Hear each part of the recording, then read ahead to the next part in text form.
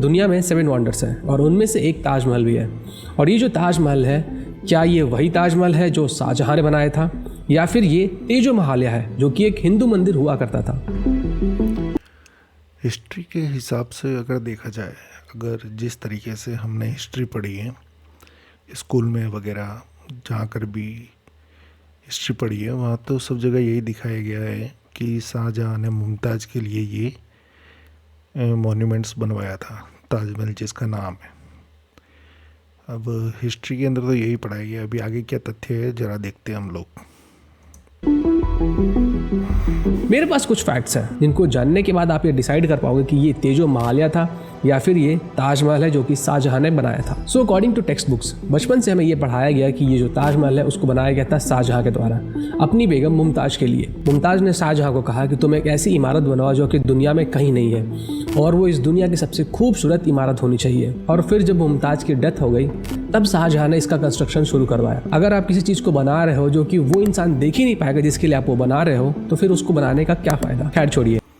बिल्कुल सही बात है। ये जो जिस इंसान के लिए हम ये बना रहे हैं, वो इंसान अगर वो इमारत देख ही नहीं पा रहा है तो इमारत बनाने का फ़ायदा ही क्या। अगर पूरी दुनिया में भी सर्च किया जाए तो एक भी ऐसा दस्तावेज नहीं मिलेगा जिसमें ये वर्णन किया गया हो कि ताजमहल को शाहजहां ने किस तरीके से बनाया। ना ही शाहजहां को ऐसा डॉक्यूमेंट। मैंने भी एक बुक पढ़ी थी जिसमें मतलब कि ये लिखा हुआ था कि ताजमहल शाहजहां ने नहीं बनवाया है और उसका अभी तक कोई एविडेंस नहीं है। छोड़कर गया जिसमें कि ये बताया गया हो कि ताजमहल का जो कंस्ट्रक्शन है वो कैसे हुआ, कौन सा मार्बल कहाँ से कितने रेट पे लाया गया, कब लाया गया, इन सब चीज़ों का तो कहीं पे डॉक्यूमेंटेशन ही नहीं है। सब कुछ सुनी सुनाई बातें हैं। अगर ताजमहल को सच में शाहजहां ने बनाया था तो उस पर जो खर्च किए गए पैसे थे उसका ब्यौरा कहाँ है, ये चीज़ मैं आपको आगे डिटेल में बताऊंगा। मुझे पता है कि आपके मन में क्या सवाल आ रहे होंगे, इन सब का तेजो महालया से क्या लेना देना है। तेजो महालया से इन सब का लेना देना है, तभी तो ये वीडियो मैं लेकर आया हूँ। जिस तरीके से मैथ्स के सॉल्यूशन को सॉल्व करने के अलग अलग तरीके मौजूद हैं, उसी तरीके से हिस्टोरिकल बिल्डिंग और हिस्टोरिकल प्लेसेस को प्रूव करने के अलग अलग तरीके मौजूद हैं। बिल्कुल सही बात बताइए कि हिस्टोरिकल प्लेस को भी सॉल्व करने के कई तरीके हैं, जैसे कि उसका आर्किटेक्चर टाइप कैसा है, उसको कार्बन डेटिंग से चेक किया जाता है, सारी चीज़ें होती है।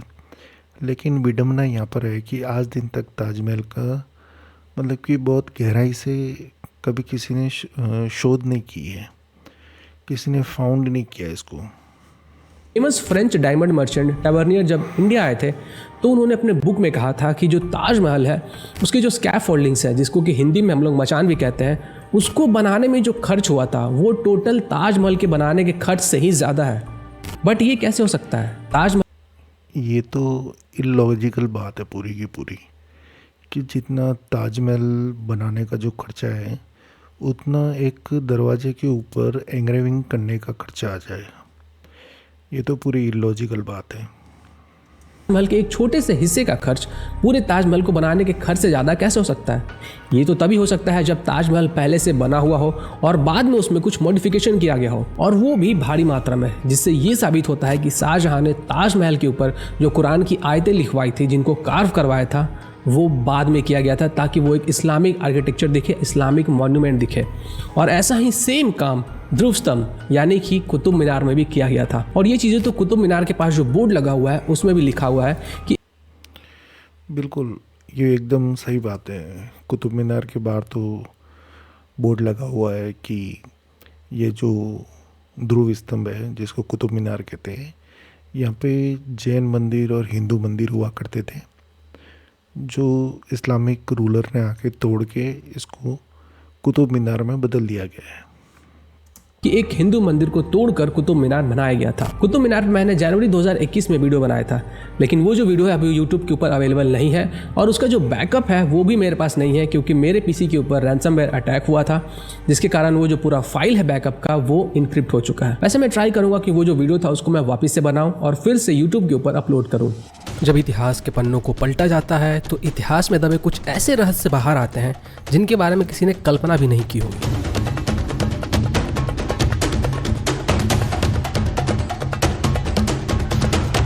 नूरुल हसन इस्लामिक समय का एक बहुत ही ज़्यादा फेमस ऑथर था और उसने अपने एक किताब में लिखा था, मुमताज को दफनाने के लिए एक हिंदू मंदिर को हथियाया गया। इसका मतलब है कि शाहजहां ने ताजमहल को नहीं बनाया और मतलब इस बुक के अंदर लिखा हुआ है कि हथियाया गया, मतलब कि ना तो ये परचेज़ किया गया है ना जीता गया है, और इसको जानबूझ के मतलब कि छीना हुआ है ज़बरदस्ती के तरीके से।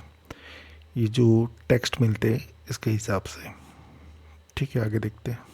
ताजमहल को सिर्फ कन्वर्ट किया गया इस्लामिक स्ट्रक्चर में, उसको मॉडिफाई करके। और यही सेम चीज ध्रुव स्तंभ के साथ भी हुआ था, जिसको बाद में कुतुब मीनार बना दिया गया। और ये मैंने आपको फर्स्ट पॉइंट में ही बताया था कि ताजमहल के किसी एक हिस्से को बनाने का खर्च पूरे ताजमहल को बनाने के खर्च से ज़्यादा कैसे हो सकता है। ये तो तभी हो सकता है जब ताजमहल पहले से बना हुआ हो और बाद में उसमें मॉडिफिकेशन किया गया हो, जो कि ये था कि ताजमहल पहले से कंस्ट्रक्टेड था और उसके मचानों के ऊपर शाहजहां ने कुरान की आयतें लिखवाई ताकि वो एक इस्लामिक स्ट्रक्चर दिख सके। कुछ और भी मेरे पास फैक्ट्स हैं जो ये डिनोट करते हैं कि ये एक हिंदू मंदिर हुआ करता था। हिटलर ने एक बहुत ही फेमस लाइन कहा था, अगर तुम झूठ को 100 बार बोलोगे तो वो झूठ भी सच लगने लगता है। और ताजमहल के केस में भी यही हुआ, कुतुब मीनार के केस में भी यही हुआ था। ताजमहल में एक नौबत खाना भी है। नौबत खाना का मतलब होता है म्यूजिक रूम, और इस्लाम में नौबत खाना यानी म्यूज़िक रूम। मैंने इस्लामिक लिटरेचर पढ़े हैं, इस्लामिक टेक्स्ट बुक पढ़ी हैं, सबके अंदर यही लिखा हुआ है कि इस्लाम धर्म के अंदर, मज़हब के अंदर ये पूरी तरह से बैंड है म्यूज़िक। तो ये जहाँ पे शाहजहाँ और मुमताज़ को गाड़ा गया उसके पास में क्या कर रहा है? म्यूजिक तो प्रोहिबिटेड है, और एक कब्र के बगल में म्यूजिक रूम का होना, इस बात का कोई सेंस ही नहीं निकलता है। एक तो म्यूजिक इस्लाम में हराम है, ऊपर से कब्र के पास में म्यूजिक रूम होना। अगर आप अलग अलग मंदिरों में गए होंगे तो आपने देखा होगा कि वहाँ पे म्यूजिक रूम बनाए गए होते हैं ताकि वहाँ पे भजन कीर्तन आसानी से हो सके।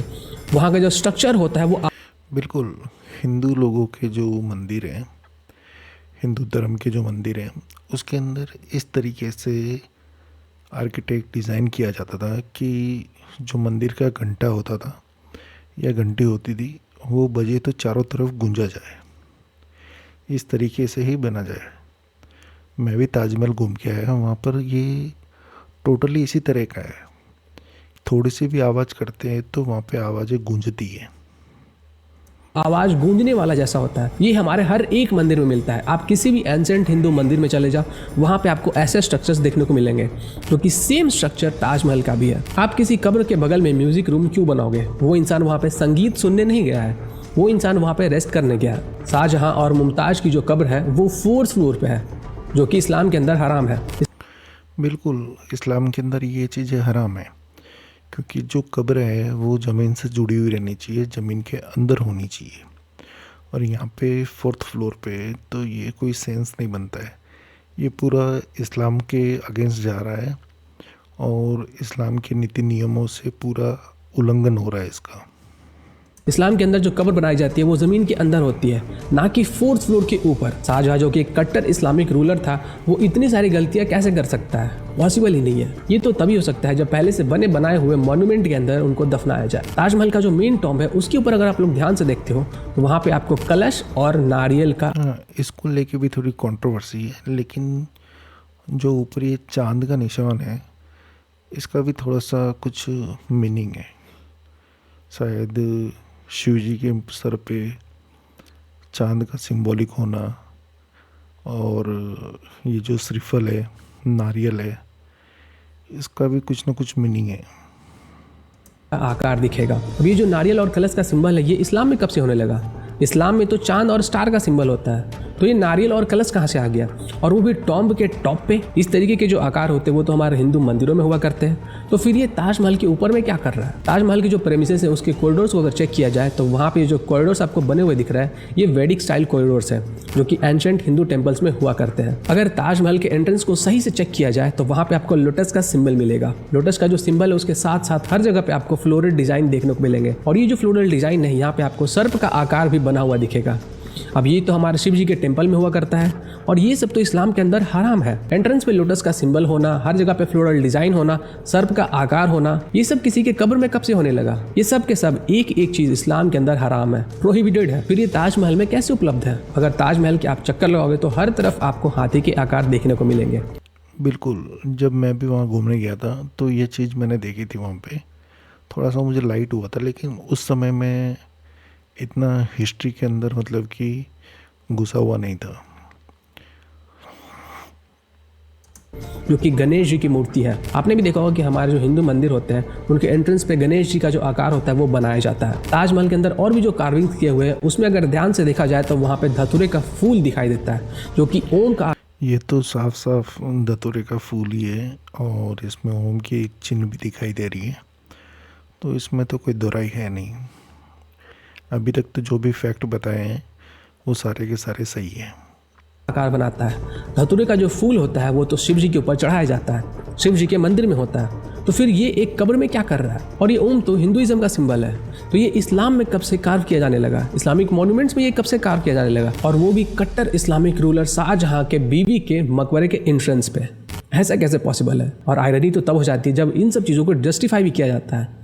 ताजमहल के अगर आप वेबसाइट पर जाओगे तो वहाँ पे अलग से मेंशन किया हुआ है कि ये जो ताजमहल है इसके अंदर बहुत सारे हिंदू सिंबल्स देखने को मिलते हैं, क्योंकि ये जो ताजमहल बनाया गया था वो हिंदू वर्कर्स ने बनाया था, इसलिए वहाँ पे बहुत सारे हिंदू सिंबल्स दिखते हैं। अरे ऐसा कैसे?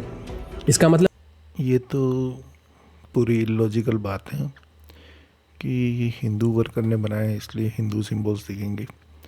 मालिक जैसा बोलेगा वैसा घर बनाया जाएगा, या फिर जैसे वर्कर बोलेंगे वैसा घर बनाया जाएगा, और वो भी क्रूर शासक के कहने पे। आगे देखते हैं। मतलब तो ये हुआ कि इंडिया के अंदर जितने भी मस्जिद बनाए गए हैं और उसमें अगर कंस्ट्रक्शन करने वाले हिंदू थे तो सब जगह पे ओम लिख देना चाहिए था, हर जगह पे स्वास्तिक बना देना चाहिए था, हर जगह पे लक्ष्मी गणेश जी की मूर्तियाँ बना देनी चाहिए थी, है ना? और राइट, एकदम जितने भी मस्जिदें वगैरह बनी हैं सब जगह यही वाला आर्किटेक्चर होना चाहिए था। जो कि एक कट्टर इस्लामिक रूलर था उसने इन वर्कर्स को फ्री हैंड भी दे दिया कि तुम्हें जो मर्जी आए, जो सिंबल आए वो तुम बना दो। ऐसा प्रतीत होता है कि शाहजहां को सेक्युलरिज्म का सीईओ बनना था, इसलिए उसने अपने हिंदू वर्कर्स को कहा कि इस ताजमहल पे तुम्हें जो आकार मिले वो बना दो, जो डिज़ाइन मन करे वो बना दो। शाहजहां सेक्युलरिज्म का कभी सीईओ बन ही नहीं सकता था, क्योंकि जहाँ तक मैंने उनके टैक्स वगैरह पढ़े हैं वो एक नंबर का क्रूर राजा था और बहुत सारी चीज़ें उन्होंने की हैं, और इस्लाम को कबूल करवाने में लोगों को मरवाया तक भी है। तो उन लोगों ने ओम बना दिया, गणेश जी की मूर्ति बना दी, सांप बना दिया, धतूरे का फूल बना दिया। Transaction society of archaeological society of Agra में लिखा हुआ है कि शाहजहां सबसे ज़्यादा क्रूअल इस्लामिक रूलर था। वो इतना ज़्यादा क्रूअल था कि जितने भी हिंदू साधु होते हैं उनको अपने दरबार में बुलाता था और अपने दरबार में बुला के उनको ज़बरदस्ती इस्लाम में कन्वर्ट होने के लिए फोर्स करता था, और जो लोग कन्वर्ट नहीं होते थे वो उनके हाथ पैर को कुचलवा देता था, कटवा देता था। शाहजहां तो इतना ज़्यादा क्रूअल था कि उसने अपने बेटी को शादी नहीं करने दिया और अपनी बेटी का इस्तेमाल अपने लस्ट को पूरा करने के लिए करता था। अगर इस ताजमहल को यमुना रिवर की तरफ से देखा जाए तो क्लियरली देखा जा सकता है कि ताजमहल और ताजमहल के बगल वाले जो बिल्डिंग्स हैं उनके टॉम्ब वाइट मार्बल्स बनाए गए और बाकी। जी बिल्कुल, ये भी चीज़ नोटिस करने जैसी है। और ताजमहल का ऊपर से ड्रोन से मैंने फ़ोटो भी देखा था, वहाँ पर भी बीच में से ताजमहल पूरा रेड कलर का है और बाहर से जो ये वाइट कलर की मार्बल की हुई है वो अलग से की हुई है।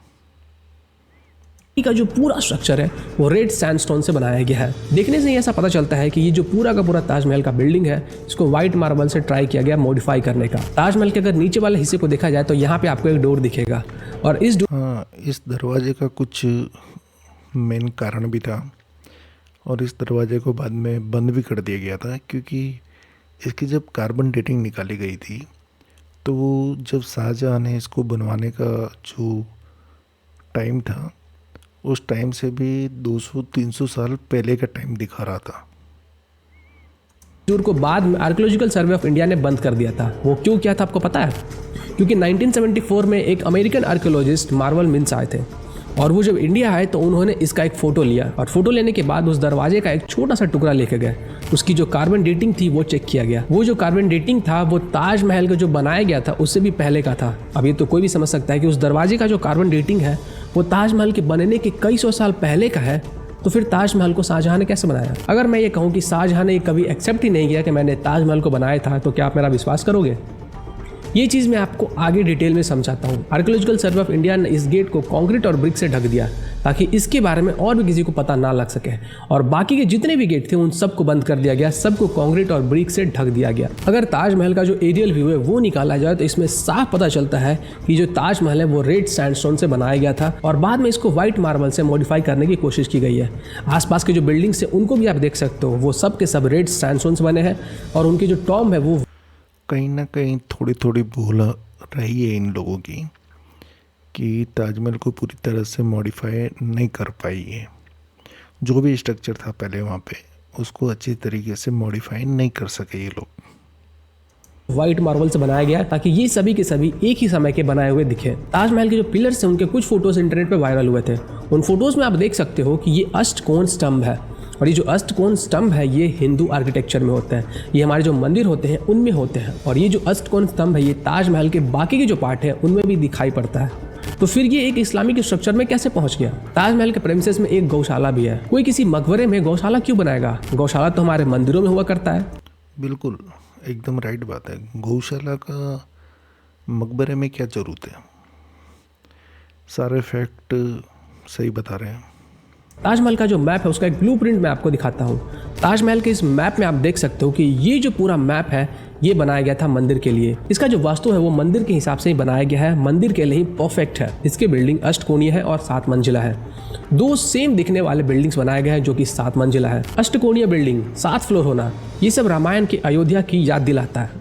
अब्दुल हामिद लाहौरी ने बादशाहनामा लिखा, और ये जो बादशाहनामा है वो शाहजहां के रूलिंग पीरियड। ये बादशाहनामा जो है वो मैंने भी सुना है इसके बारे में कि बादशाहनामा जो है वो बादशाह ने खुद ने लिखवाया था। अब उसके अंदर क्या फैक्ट निकलता है देखते हैं। के ऊपर लिखा गया है, और इसको लिखने के लिए खुद शाहजहां ने अब्दुल हामिद लाहौरी को पटना से बुलाया था, और अब्दुल हामिद लाहौरी के द्वारा लिखी गई इस बादशाहनामा में आप पढ़ सकते हैं। यहाँ पे लिखा हुआ है, महान नगर के दक्षिण में भव्य सुंदर हरित उद्यान से घिरा हुआ, जिसका केंद्रीय भवन जो राजा मान सिंह के प्रासाद के नाम से जाना जाता था, अब राजा जय सिंह जो कि मान सिंह का पौत्र था के अधिकार। जय सिंह का नाम आया तो कुछ चीज़ें याद आई कि बीच में शायद कोई जयपुर के राजघराने में से भी किसी ने क्लेम किया था कि जो ताजमहल है वो हमारी धरोहर है और हमारे पास इसके दस्तावेज भी हैं। कार में था। बेगम को दफनाने के लिए जो स्वर्ग जा चुकी थी चुना गया। हिंदी में प्रासाद का मतलब होता है देव मंदिर या देवालय। मतलब कि मुमताज को दफनाने के लिए राजा मान सिंह ने जो मंदिर बनवाया था, जिसका कि कंट्रोल फिलहाल राजा जय सिंह के पास है, उसको चुना गया। और अगर आप बीकानेर के डॉक्यूमेंट्स को खंगालते हैं तो वहाँ पर भी इन सब के बारे में डिटेल में लिखा हुआ है। ये सब स्पष्ट रूप से क्लियरली कहाँ पे लिखा हुआ है? बादशाहनामा में। और बादशाहनामा को लिखवाने वाला कोई और नहीं, खुद शाहजहां था। और इन डॉक्यूमेंट्स का कुछ पार्ट जयपुर के जो रॉयल फैमिली के दिया कुमारी जी है उनके पास भी अवेलेबल है, उन्होंने प्रेस को बताया भी। अब यहाँ पे सबसे बड़ा सवाल ये उठता है कि राजा जय सिंह ने खुद इसको शाहजहां को दिया या फिर शाहजहां ने ये जय सिंह से छीन लिया। इसी बादशाहनामा में आगे बताया जाता है कि उस देव महल में एक बहुत बड़ा सा गुंबद है जिसके नीचे मुमताज को दफनाया गया शाहजहां के आदेश अनुसार। शाहजहां ने ये जो पैसे खर्च किए तेजो महालय के मॉडिफिकेशन में उसे ताजमहल बनाने के लिए, इन सबसे औरंगजेब बहुत ज्यादा परेशान हो चुका था। और ऐसा नहीं था कि शाहजहां ने ये पहली बार किया था, शाहजहां ने कई बार बहुत सारे ऐसे मॉन्यूमेंट्स थे, बहुत सारे ऐसे बिल्डिंग्स थे जिन पे खर्च करके उसको इस्लामिक स्ट्रक्चर बनाया। और इसी कारण से औरंगजेब ने अपने बाप शाहजहां को ही बंदी बना लिया ताकि वो ये जो फिजूल की खर्चे हैं वो ना कर पाए। कई सारे फैक्ट्स और भी अवेलेबल हैं, लेकिन उन सब को एक ही वीडियो के अंदर कवर करना बहुत ही ज़्यादा मुश्किल है। वीडियो बिल्कुल सही बात है, एकदम बहुत ही अच्छा वीडियो बनाया है इंजीनियर रिव्यूल्स ने और काफ़ी अच्छे अच्छे फैक्ट्स बताए इन्होंने। आप इनके चैनल को जाकर सब्सक्राइब ज़रूर करिए और हिंदू धर्म को लेके ये जो अवेयरनेस ला रहे वो काफ़ी अच्छी अवेयरनेस है और जो भी हिंदू है इनको ज़रूर फॉलो करें और सब्सक्राइब भी करें और मेरे भी चैनल को आगे बढ़ाने के लिए थोड़ा सहयोग करें, सब्सक्राइब करें। और मैं जहाँ तक जानता हूँ वहाँ तक ताजमहल और जो शिव टेम्पल का है उसमें फैक्ट सारे के सारे शिव टेम्पल की तरफ जाते हैं। तो आज के लिए इतना ही। जय श्री राम, हर हर महादेव।